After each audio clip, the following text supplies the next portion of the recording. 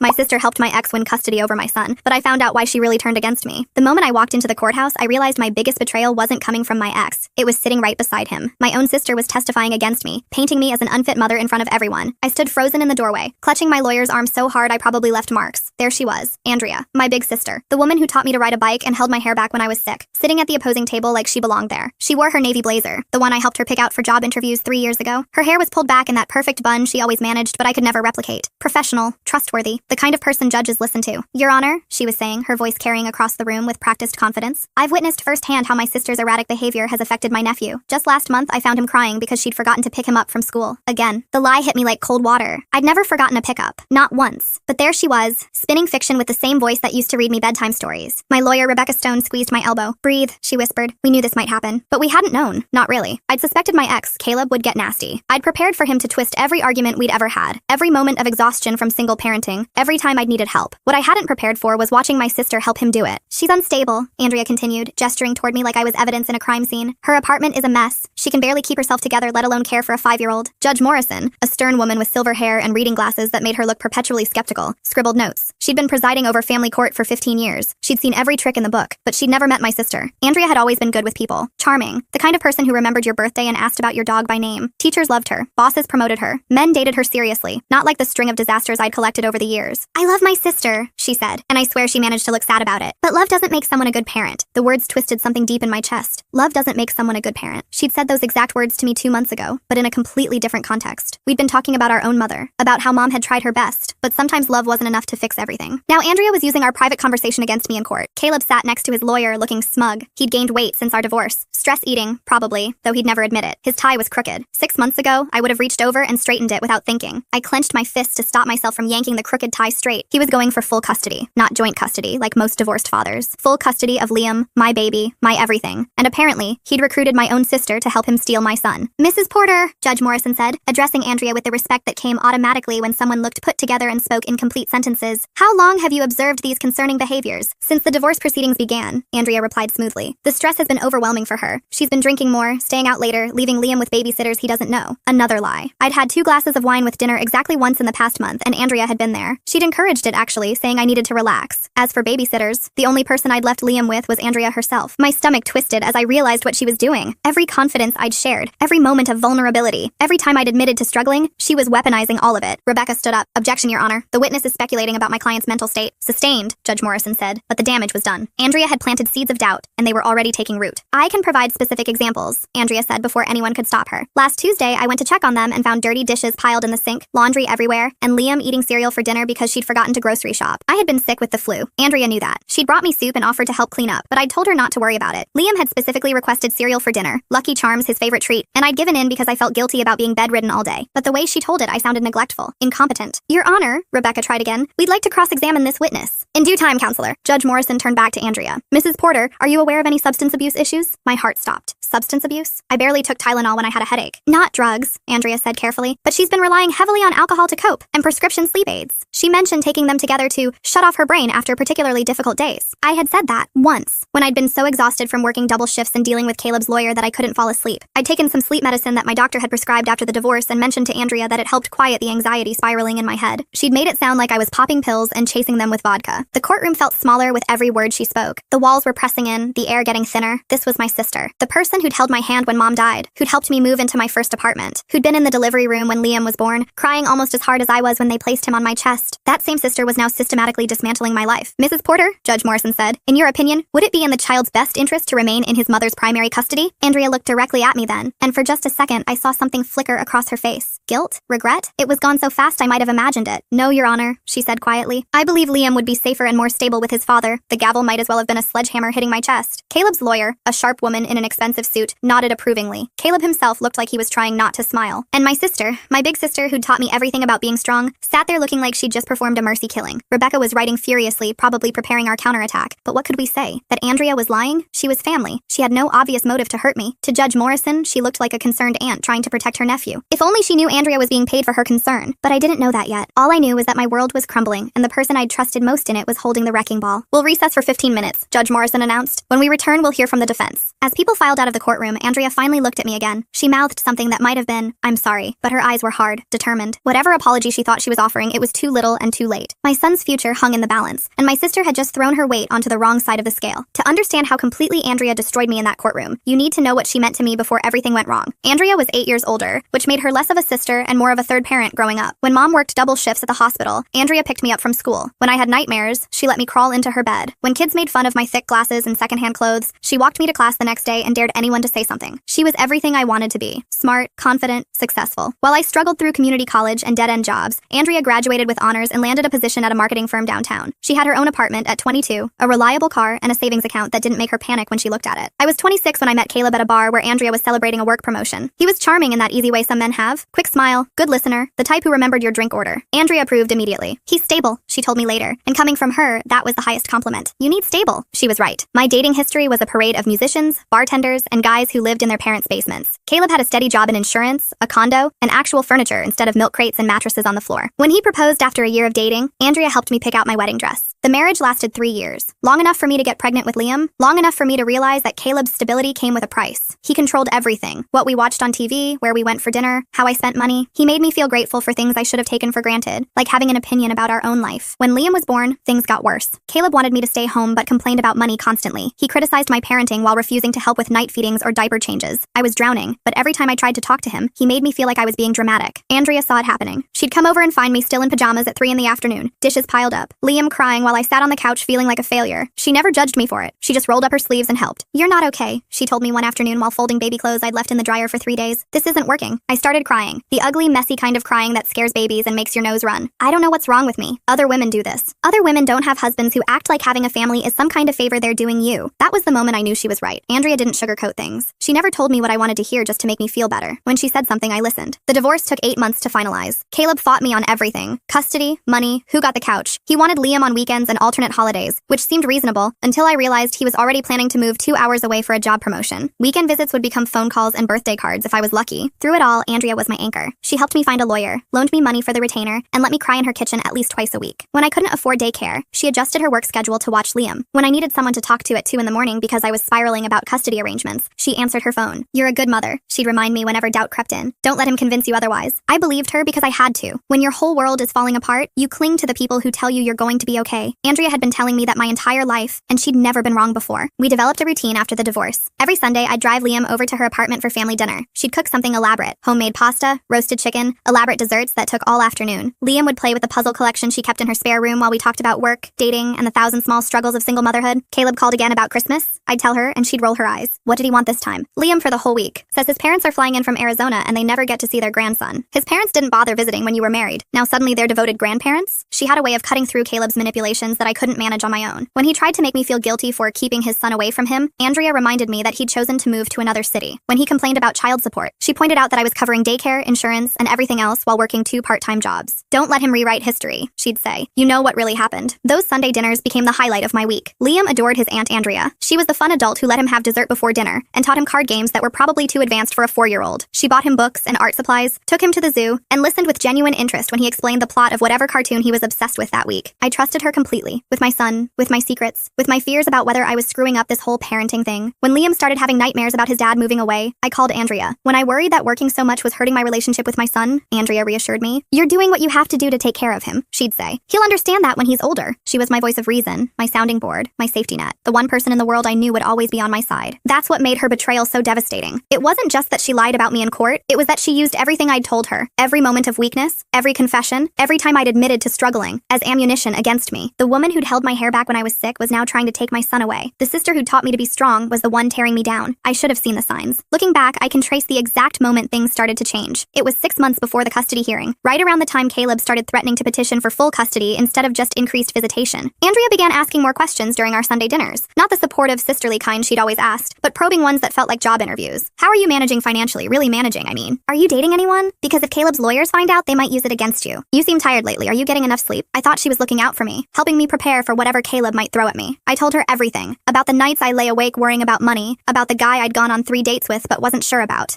the prescription sleep aids my doctor had given me to help with anxiety. She was gathering intelligence, building a case, and I was handing her everything she needed to destroy me. The worst part is that I would have done anything for her. If she'd needed money, I would have found a way to help. If she'd been in trouble, I would have dropped everything everything to be there. She was my sister, my role model, my closest friend. But apparently our relationship wasn't worth more than whatever Caleb was paying her. I just didn't know it yet. The first crack in our relationship appeared during Thanksgiving dinner at our cousin Rachel's house. I should have paid attention to it, but I was too busy trying to keep Liam from spilling cranberry sauce on Rachel's white tablecloth. "You look exhausted," Andrea said, loud enough for the whole table to hear. "Are you getting any sleep at all?" It wasn't the words that bothered me, it was the way she said them. Concerned, but with an edge of judgment that hadn't been there before. Like she was making a point instead of asking a question. "I'm fine," I said, bouncing Liam on my knee. "Just busy with work. 2 jobs will do that to you." She turned to our cousin. "She's working herself to the bone trying to make ends meet. I keep telling her she needs to ask for help more often." The conversation moved on, but something felt off. Andrea had never announced my financial struggles to the family before. She'd always been protective of my privacy, especially around relatives who had their own opinions about my divorce. A week later, she did it again. This time at Liam's kindergarten holiday party, where I was helping serve juice boxes while trying to look like I had everything together. "At least one of us remembered to bring napkins," Andrea said to another parent, gesturing at the pack in her purse. "My sister's been so scattered lately, I've started bringing backup supplies to everything." The other parent laughed politely, but I felt heat rise in my cheeks. I hadn't forgotten napkins. I'd brought paper towels instead, which worked just as well. But Andrea made it sound like I was falling apart. "Andrea," I said quietly, "can I talk to you for a second?" We stepped into the hallway outside Liam's classroom. The walls were covered with construction paper snowflakes and handprint turkeys. It should have felt cheerful, but my stomach was twisting. "What was that about?" I asked. "What was what about?" "The comment about me being scattered, and the thing at Thanksgiving about me not asking for help." She looked genuinely confused. "I'm worried about you. You've been running yourself ragged, and I can see it's taking a toll. Someone needs to say something, but not in front of other people. Not in front of Liam's teachers. I wasn't trying to embarrass you. I just think you need to hear that it's okay to not be perfect all the time." The conversation felt reasonable on the surface, but something underneath it wasn't right. Andrea had never felt the need to point out my flaws in public before. She'd always been the first to defend me when other people criticized my choices. I brushed it off. Single parenting was stressful, and maybe I was being oversensitive. Andrea had been looking out for me my whole life. Why would that change now? But it kept happening. Little comments that seemed supportive but left me feeling exposed and defensive. At the grocery store, she'd mention how I used to be better with money before the divorce. Took such a toll on my decision-making. At family gatherings, she'd joke about my creative housekeeping or wonder aloud if I was eating enough because I looked thin. Each comment was small enough to seem caring, but they added up to a portrait of someone who was struggling, overwhelmed, and barely keeping it together. The worst part was that some of it was true. I was tired. I was stressed about money. My apartment wasn't always pristine because I was working 50 hours a week and raising a 5-year-old alone. But hearing Andrea broadcast my struggles felt like betrayal. "Why are you doing this?" I asked her one Sunday after she'd made a comment about my erratic schedule in front of Liam. "Doing what?" "Making me sound like a disaster every time we're around other people." She set down her coffee cup and looked at me with what seemed like genuine concern. "I'm not making you sound like anything. I'm observing what I see. You never used to observe things out loud. Maybe because I'm finally willing to tell you the truth instead of just enabling you." Enabling me. That was a new phrase in Andrea's vocabulary. I'd never heard her use it before, but suddenly it was showing up in every conversation we had about my life. "I enabled you through your marriage by not speaking up about how unhealthy it was," she continued. "I enabled you after the divorce by swooping in to fix everything instead of letting you figure things out yourself. Maybe it's time for some tough love." Tough love. Another new phrase. It sounded like something she'd read in a self-help book or heard from someone else. It didn't sound like my sister. "Since when do you think I need tough love?" "Since I realized that constantly rescuing you isn't helping either of us." The conversation left me shaken. Not because Andrea was wrong. I had relied on her heavily since the divorce, but because the sister who'd once told me I was stronger than I knew was now suggesting I was weak and dependent. Our Sunday dinners became minefields. Andrea would ask probing questions about my job, my finances, my dating life, then find ways to work my answers into conversations with other people later. She'd take photos of Liam looking tired or upset and post them on social media with captions about how hard single parenting could be. "Look at this little guy after a long day," she'd write under a picture of Liam crying because he'd dropped his ice cream. Sometimes being 5 is just too much. The posts weren't technically lies. Kids do get tired and upset, but the way she framed them made it seem like Liam was constantly miserable, which wasn't true. Most of the time, he was a happy, curious kid who laughed at everything and told elaborate stories about his imaginary friend, Captain Dinosaur. But Andrea never posted photos of those moments. She never shared the videos of Liam singing in the bathtub or the drawings he made of our family that included stick figures of him, me, and his stuffed elephant. She only documented the meltdowns and the rough days. I started dreading our family time together. Every interaction felt like a performance review where I was failing. When Liam spilled juice on his shirt, Andrea would sigh and say something about how kids need consistent routines. When he got cranky because his nap schedule was off, she'd mention how important sleep schedules were for developing children. "Are you keeping a journal or something?" I asked her one day after she'd made particularly detailed observations about Liam's eating habits. "What do you mean? You seem to be documenting every little thing that goes wrong." "I'm paying attention because I care about him. Someone has to. Someone has to." As if I wasn't paying attention to my own child. As if I wasn't the one who knew he only ate sandwiches cut diagonally, that he was afraid of automatic hand dryers in public bathrooms, that he liked to fall asleep listening to the same 3 songs on repeat. But according to Andrea's version of events, I was missing everything important. I was too tired, too stressed, too overwhelmed to properly care for my son. The breaking point came during Liam's 6th birthday party. I'd planned it for weeks, rented a pavilion at the park, ordered a superhero cake, bought enough party favors to supply a small army. 20 kids showed up, and for 3 hours, Liam was the happiest kid on the planet, except for one moment. He'd been running around for hours and suddenly hit a wall of exhaustion. He melted down when another kid grabbed a balloon he'd been saving, and I had to carry him to a quiet spot to calm down. It lasted maybe 5 minutes before he was ready to rejoin the party, but Andrea was there with her phone, documenting the whole meltdown. Later, she posted a photo of Liam mid-sob with the caption, "Even birthday boys have their limits. Sometimes the best gift is knowing when to call it it a day. I confronted her about it that night after all the guests had gone home. Why did you post that picture? It was a real moment. Kids have feelings, and there's nothing wrong with showing that. But it wasn't representative of the party. He was happy for 95% of it. So I should only post the perfect moments? That's not honest. You should post moments that show who he actually is, not just the worst 5 minutes of his day. Maybe if you spent less time worried about appearances and more time addressing the actual problems, these meltdowns wouldn't happen so often. There it was again. The implication that I was missing something crucial, that I was too concerned with looking good to be a good parent. The conversation felt like being slowly poisoned by someone who kept insisting they were helping. I started limiting our visits. Instead of every Sunday, maybe twice a month. Instead of staying for hours, I'd find reasons to leave early. I told myself I needed space to think, to figure out why my relationship with my sister felt so toxic all of a sudden. But pulling back only made things worse. Now Andrea had another narrative to spread. I was isolating myself and keeping Liam away from family. She's gotten so defensive lately. I heard her telling our cousin Rachel over the phone. I'd called to ask if I could borrow a folding table for Liam's school fundraiser, and Rachel had put me on speaker without realizing Andrea was there. Everything's a criticism to her now, Andrea continued. I can't even express concern without her taking it as a personal attack. I hung up before they realized I was listening, but the damage was done. Now Rachel probably thought I was paranoid and hostile, another family member who'd heard Andrea's version of events before mine. The manipulation was so subtle, I almost didn't recognize it as manipulation. Andrea never said anything that was completely false. I was tired. I did struggle financially. Liam did have occasional meltdowns, but she was taking normal challenges of single parenting and reframing them as evidence that I was failing. What made it worse was that I started believing some of it. When you hear the same message from someone you trust, it becomes harder to distinguish between their perception and reality. Maybe I was more scattered than I realized. Maybe I was too defensive. Maybe I really wasn't handling things as well as I thought. The doubt was the cruelest part. Andrea had spent decades building up my confidence, and now she was systematically tearing it down. She made me question everything. My instincts as a mother, my ability to provide for my son, my judgment about what was normal versus concerning. I stopped confiding in her completely, which only gave her more ammunition. Now I was shutting everyone out and refusing help. The woman who'd once been my closest ally was building a case against me, and I was too confused and hurt to understand why. I should have confronted her directly. I should have demanded to know what had changed and why she was treating me like the enemy. Instead, I retreated further, hoping that if I just got my act together enough, she'd go back to being the supportive sister I remembered. But Andrea wasn't trying to help me improve. She was trying to document my failures, and I was giving her plenty of material to work with, because single parenting is hard and no one gets it right all the time. By the time I realized what was really happening, she'd already laid the groundwork for destroying me in court. Every confidence I'd shared, every moment of vulnerability, every normal parenting struggle had been carefully cataloged and weaponized. The sister who taught me to be strong was using my strength against me. She was turning my trust into evidence of my weakness. And the worst part was I still didn't know why. The first clue came from my friend Brooke, who worked downtown and sometimes grabbed lunch at the trendy cafe district near the courthouse. She called me on a Tuesday afternoon while I was folding laundry and watching Liam build elaborate towers with his blocks. This is probably nothing, she said, but I saw Andrea today having coffee with some woman in a really expensive suit. They looked pretty intense. When you say intense, like documents spread all over the table, taking notes, leaning in close, business meeting intense, not catch up with friends intense. My hands stilled on the small t-shirt I was folding. What did the woman look like? Blonde, maybe 45, power suit. She had this whole lawyer vibe going on. The description made my stomach clench. It sounded exactly like Victoria Cross, Caleb's attorney. I'd met her twice during settlement negotiations, and she was the kind of person who made you feel like you were being cross-examined during casual conversation. Did you hear any of what they were talking about? I wasn't trying to eavesdrop, but when I walked past their table,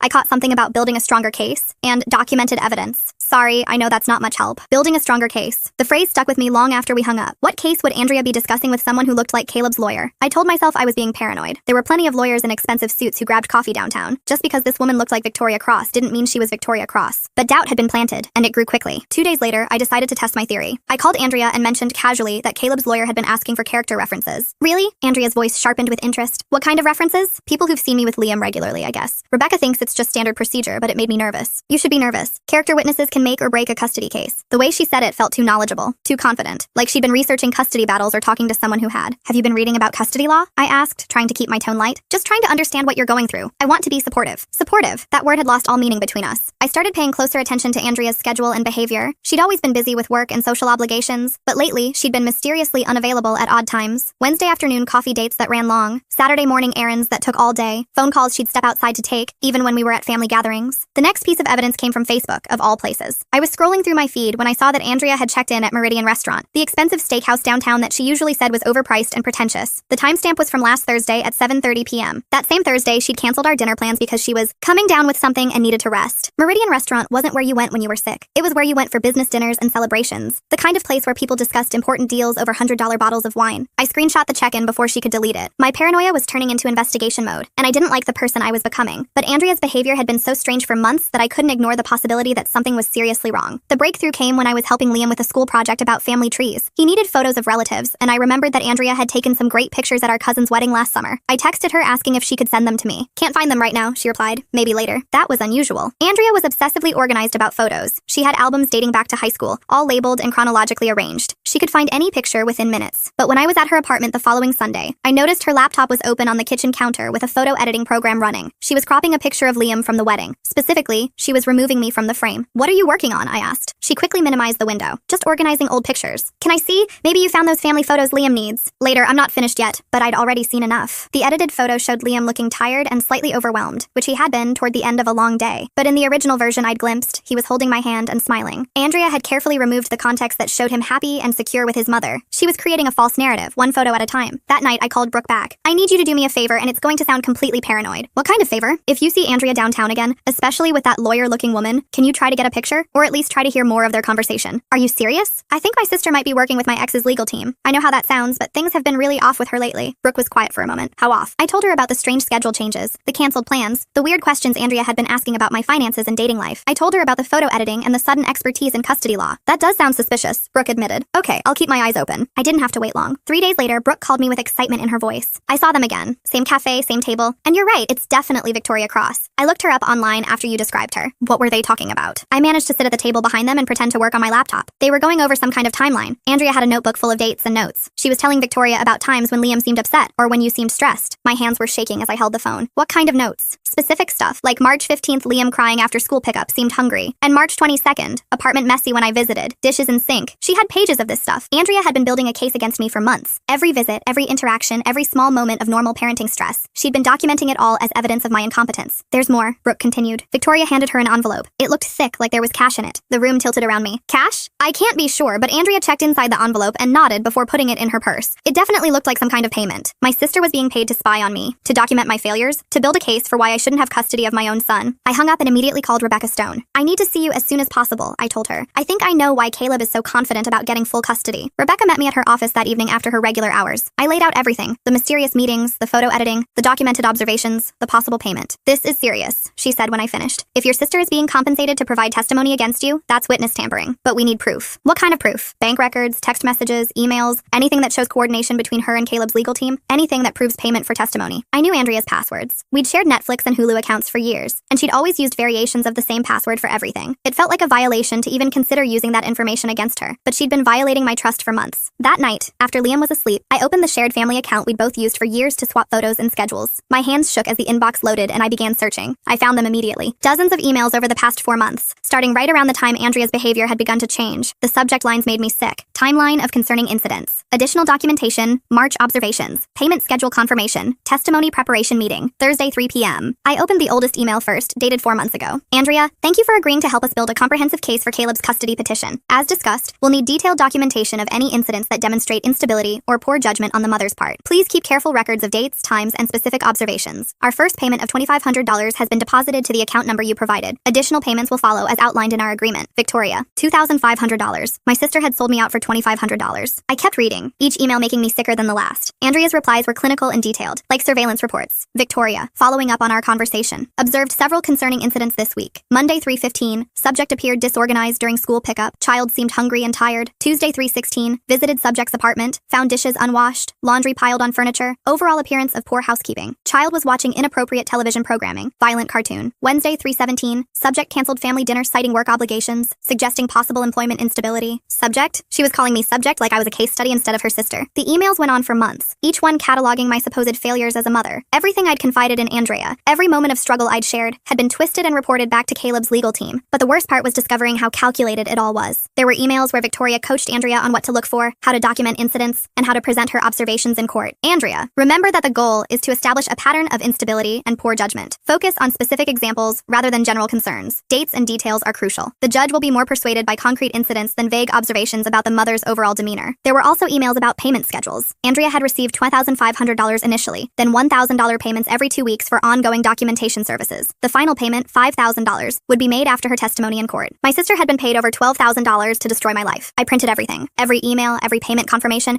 every detailed report about my parenting. By the time I was finished, I had a stack of evidence 2 inches thick. But I wasn't done yet. I needed to check her bank records. Andrea had mentioned her new savings account several times over the past few months, bragging talking about how she was finally getting serious about building her emergency fund. At the time, I'd been proud of her for taking control of her finances. Now I wondered if that emergency fund was where Caleb's money was going. I found her online banking information saved in her browser, and my suspicions were confirmed immediately. There was an account I'd never seen before, a high-yield savings account she'd opened 4 months ago, right when the emails with Victoria had started. The deposit history told the whole story. Just over $10,000 had already landed in the account, with another payment scheduled after her testimony. I screenshot everything before logging out. My hands were shaking so badly I could barely operate the mouse. I had the proof I needed, but I felt sick. This wasn't just about money. Andrea had spent months systematically destroying my reputation, manipulating family relationships, and documenting every small failing to use against me in court. She'd looked me in the eye every Sunday, eaten dinner at my table, played with my son, and then gone home to write reports about what a terrible mother I was. The sister who'd taught me to be strong had spent months plotting to take away the most important thing in my world. And now I had to figure out how to stop her. I didn't sleep that night. By morning, I'd made copies of everything and called Rebecca to schedule an emergency meeting. But first, I had to decide whether to confront Andrea directly or let the evidence speak for itself in court. Rebecca made the decision for me. "We need to file for an immediate injunction," she said, after reviewing the printed emails and bank statements. "This appears to be witness tampering and fraud. But more importantly, we need to get Andrea on record before she realizes you know about the arrangement." "What do you mean?" "We're going to call her as a hostile witness. Today, before Victoria Cross can coach her on how to respond to this evidence." An hour later, we were back in Judge Morrison's courtroom, but this time I wasn't the deer in headlights. This time I had ammunition. Andrea was already there, sitting in the front row looking composed and professional. She'd worn her lucky pearl earrings, the ones our grandmother had given her. The sight of them made me angrier than everything else combined. She was using family heirlooms while destroying our family. Judge Morrison looked surprised to see us back so soon. "Ms. Stone, this is highly irregular. The custody hearing isn't scheduled to resume until next week. Your Honor, we've discovered evidence of witness tampering that directly impacts the credibility of testimony already given in this case. We're requesting an immediate hearing to address these serious allegations." Victoria Cross shot to her feet. "Objection, Your Honor. This appears to be a fishing expedition designed to delay proceedings." "Your Honor," Rebecca continued calmly, "we have documented proof that Mrs. Andrea Porter has been receiving payments from the plaintiff in exchange for testimony against my client. We have bank records, email correspondence, and evidence of coordinated efforts to fabricate a case against the mother." The courtroom went dead silent. Andrea's face had gone completely white, but she was trying to maintain her composure. Caleb, on the other hand, looked like he wanted to sink through the floor. Judge Morrison studied Rebecca for a long moment. "These are serious allegations, counselor. I hope you have substantial evidence to support them." "We do, Your Honor." "Very well. I'm calling Mrs. Andrea Porter to the stand for questioning under oath." I watched Andrea stand up, and for the first time in months, she looked uncertain. Her usual confidence had cracked just enough for doubt to show through. She walked to the witness stand like she was walking to her execution. When she raised her right hand to take the oath, I noticed it was shaking. "Mrs. Porter," Rebecca began, "you testified earlier that your concerns about my client's parenting stem from genuine worry about your nephew's well-being. Is that correct?" "Yes, that's correct." "And you stated that you have no ulterior motive for providing testimony in this case?" "That's right. I'm here because I care about Liam." Rebecca nodded and walked to our table, picking up a thick folder. "Mrs. Porter, are you familiar with Victoria Cross?" Andrea's eyes darted to Caleb's legal team. She's the attorney representing my former brother-in-law. Have you ever met with Ms. Cross outside of this courtroom?" I may have spoken with her briefly." "Mrs. Porter, I'll remind you that you're under oath. Have you met with Victoria Cross to discuss this custody case?" The pause was too long. "Yes, we may have discussed the case." "How many times have you met with her?" "I'm not sure. A few times." Rebecca opened the folder and pulled out a sheet of paper. "According to email records we've obtained, you've met with Ms. Cross approximately 12 times over the past 4 months. Does that sound accurate?" Andrea's lawyer, she'd apparently hired her own counsel after we'd requested this hearing, stood up. "Objection, Your Honor. Where did this alleged evidence come from?" Judge Morrison looked at Rebecca expectantly. "Your Honor, these are emails from Mrs. Porter's personal account, which she shared access to with my client for family communication purposes. My client discovered this correspondence while looking for family photos for her son's school project. It wasn't exactly the truth, but it wasn't exactly a lie either. Andrea had given me her passwords years ago, and technically I had been looking for photos when I first suspected something was wrong." "I'll allow it," Judge Morrison said. "Mrs. Porter, please answer the question." "I may have met with her more often than I initially remembered." Rebecca pulled out another document. "Mrs. Porter, have you received any compensation for your testimony in this case?" "No." "Mrs. Porter, I'm showing you bank records for a savings account opened in your name 4 months ago. Can you explain these deposits totaling over $10,000, all labeled as legal services and documentation fees?" The silence stretched so long I thought Andrea might have stopped breathing. "Mrs. Porter?" Judge Morrison prompted. Those deposits were for consulting work I did for the law firm." "What kind of consulting work?" "Research, general research." Rebecca smiled grimly. "Mrs. Porter, I'm now showing you an email dated March 4th, sent from Victoria Cross to your personal email address. Would you please read the highlighted portion aloud for the court?" Andrea stared at the paper like it might catch fire. "I'd prefer not to." "Your Honor, may I read it for the record?" "Proceed." Rebecca cleared her throat. "Andrea, thank you for the detailed report on the March 1st incident. Your observations about the subject's disorganized state and the child's apparent distress will be very useful for our case. Please continue documenting similar situations. Payment has been processed as discussed." The courtroom was so quiet you could hear the air conditioning humming. "Mrs. Porter," Rebecca continued, "who is the subject referenced in this email?" I don't recall." "Mrs. Porter, this email is part of a chain of correspondence between you and Ms. Cross spanning 4 months, in which you refer to my client, your own sister, as the subject, while providing detailed reports about her parenting, her living situation, and her personal struggles. Is this correct?" Andrea finally looked at me for the first time since taking the stand. The mask had completely slipped. There was no more pretending to be the concerned sister trying to protect her nephew. "Yes," she whispered. "And you were paid over $10,000 for these reports?" "Yes." "Mrs. Porter, did you edit photographs of the child to remove context that showed him happy or well cared for?" "I don't know what you mean." Rebecca pulled out printed screenshots screenshots from Andrea's laptop. These are before and after versions of the same photograph, taken from your computer. In the original, Liam is holding his mother's hand and smiling. In the edited version, the mother has been cropped out, leaving only an image of the child looking tired. Can you explain this? Andrea stared at the photos, and something broke behind her eyes. She doesn't deserve him, she said suddenly, her voice louder than it had been all day. She never deserved him. Excuse me? My sister has always been a mess. I've spent my whole life cleaning up after her, and now she has this perfect little boy who deserves better than her chaos. The words hung in the air like poison gas. Judge Morrison was writing furiously. Mrs. Porter, Rebecca started, but Andrea kept talking. I did everything for her. Everything. I helped her through her disaster of a marriage. I watched her kid when she couldn't be bothered to arrange proper childcare. I listened to her complain about money while she made terrible decisions over and over again. Victoria Cross was gesturing frantically for Andrea to stop talking, but Andrea was past caring about legal strategy. She calls herself a single mother like it's some kind of badge of honor, but she can barely take care of herself. That apartment is a disaster zone. She feeds him cereal for dinner and lets him watch inappropriate shows because she's too tired to parent properly. Liam needs stability, not whatever mess my sister calls a life. Mrs. Porter, Judge Morrison interrupted. Are you saying your testimony about your sister's parenting was motivated by personal resentment rather than genuine concern? I'm saying someone needed to tell the truth about what kind of mother she really is instead of pretending she's some kind of saint because she got divorced. The courtroom erupted. Caleb's lawyer was trying to distance herself from Andrea's outburst. My lawyer was taking notes as fast as she could write, and I was watching my sister self-destruct on the witness stand. So you admit that you were not providing objective testimony about your observations, but rather were actively working to discredit the mother? Judge Morrison asked. I was providing accurate testimony about what I observed. Testimony you were paid to provide after meeting extensively with the father's legal team to plan strategy? Andrea's face crumpled. It wasn't supposed to be like this. I thought